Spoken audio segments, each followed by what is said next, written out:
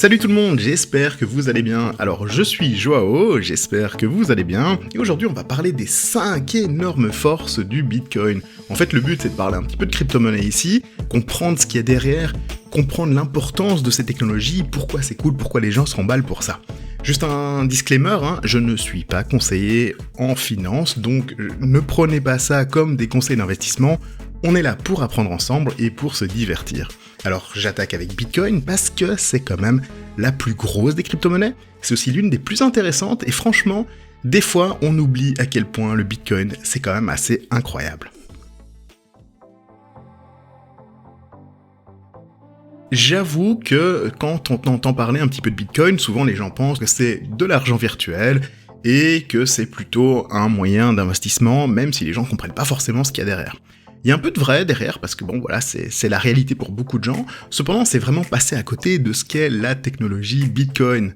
Et ça, j'y reviens un peu après. Le plus important, franchement, l'un des points les plus forts, je pense ici, c'est que vous n'avez pas besoin d'intermédiaire pour envoyer vos bitcoins à quelqu'un d'autre dans le monde. Par exemple, si ma copine Laureline veut envoyer à un pote à moi qui s'appelle Stéphano du bitcoin, elle peut lui envoyer comme ça.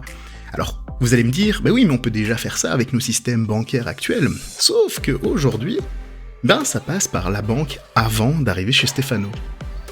Est-ce grave ? Franchement, vous allez me dire, est-ce que c'est vraiment si grave ? Le truc, c'est que dans le milieu de la crypto, on est souvent des rêveurs, et on imagine déjà un monde où on n'a pas besoin de cet intermédiaire.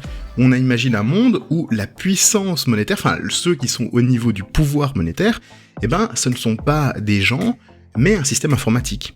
Pourquoi c'est important ? Parce que même si les gens sont potentiellement compétents, ils peuvent faire des erreurs, certains peuvent faire des magouilles aussi, et honnêtement, ils peuvent du jour au lendemain décider que tu n'as pas le droit, par exemple, d'envoyer de l'argent à quelqu'un d'autre ou de bloquer ton compte. Alors oui, nous, on a rarement ce genre de situation, franchement, j'ai entendu souvent les gens parler de dire mon compte est bloqué, bon ça arrive de temps en temps, ça vite débloqué, cependant ça arrive dans d'autres pays, ça peut arriver beaucoup plus fréquemment que vous le pensez, et puis surtout, ça empêche des gens de jouer avec notre argent. On a vu les crises financières, par exemple en 2008, et ça, c'est franchement quelque chose qu'on a envie de retirer, on a envie de retirer le pouvoir à ces gens-là, tout simplement, et avoir un système beaucoup plus simple, un système sans intermédiaire.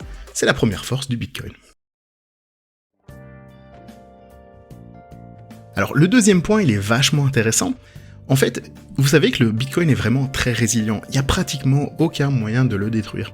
Par exemple, même si tous les gouvernements dans le monde décident aujourd'hui de couper Internet, de bloquer Bitcoin, il y aura quand même toujours moyen de se faire des transactions, par exemple via des ondes radio, c'est tout à fait faisable, et il y aura toujours des gens qui seront prêts à faire tourner des nœuds et à miner du Bitcoin.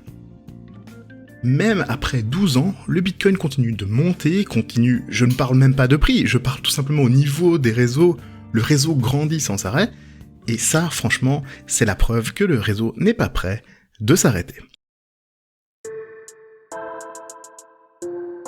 Le troisième point, franchement, c'est un que je trouve passionnant, surtout quand on le compare à notre système financier actuel.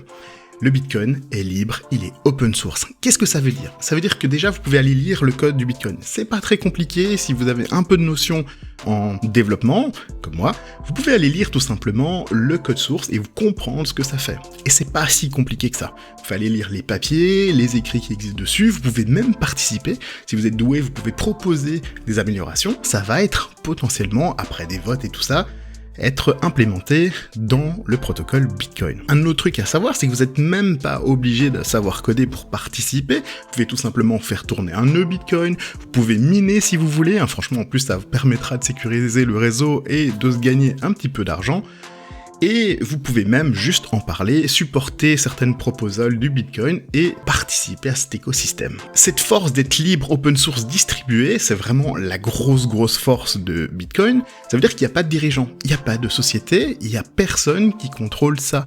C'est tout le monde a son opinion et on doit trouver un accord en commun, un consensus. Et ça, parfois c'est pas évident, mais pourtant la technologie continue à évoluer, on arrive à faire avancer les choses, et il faut que tout le monde soit content, que ce soit les mineurs, ceux qui ont des nœuds simples, ou tout simplement les utilisateurs du réseau. Et c'est là où le système actuel de la finance pose un sacré problème. Eux, ils prennent des décisions derrière des portes où on voit rien, on sait même pas qui prend ce genre de décision. Au niveau de la finance, franchement, c'est très compliqué tout ce qui se passe, et honnêtement, ça change vraiment. Bitcoin d'un côté, c'est un peu un saint, quoi. C'est tellement le gars parfait, c'est un peu le gars qui n'a aucun secret, qui t'invite chez lui et qui te laisse faire ce que tu veux chez lui, quoi. Donc franchement, ça fait assez plaisir. En plus de ça, l'innovation sur ce protocole est incroyable, les gens arrêtent pas de critiquer le protocole, on dit que c'est pas assez anonyme, alors que Taproot, c'est une amélioration du réseau, arrive dans quelques mois. On dit que c'est pas assez rapide, alors qu'en fait, il y a des solutions comme le réseau Lightning, qui est par-dessus le réseau de Bitcoin, qui fait déjà plus de transactions que Visa. Franchement, ça n'arrête pas d'évoluer. Ce n'est pas le dinosaure des cryptos, c'est même potentiellement la crypto la plus utile à l'heure actuelle. Alors l'un des points que j'adore le plus, c'est que franchement aujourd'hui, Bitcoin aide énormément de gens sur cette planète.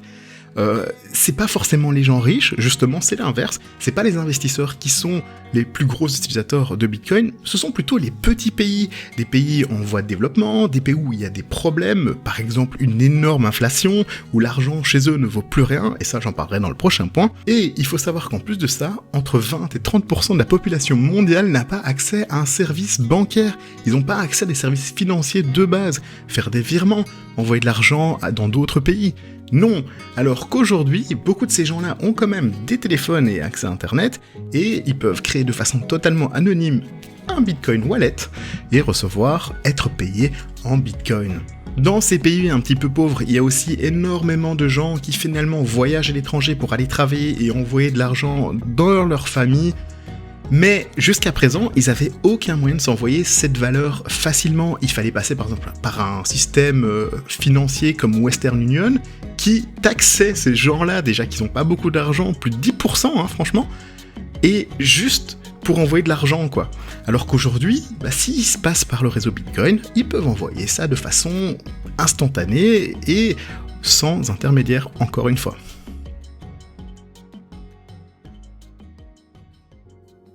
Alors pour le dernier point, je vais vraiment parler de à quel point Bitcoin est bon pour stocker son argent. On appelle ça un store of value. Mais pour expliquer ça, actuellement, il faut que je vous explique tout simplement ce que c'est l'inflation. Alors je sais, vous savez tous ce que c'est l'inflation, mais on vit dans un monde où l'inflation en ce moment explose, surtout avec tous les gouvernements qui impriment beaucoup d'argent suite au Covid. Par exemple, si je prends les chiffres en Belgique, on est à plus de 2,5% d'inflation par an.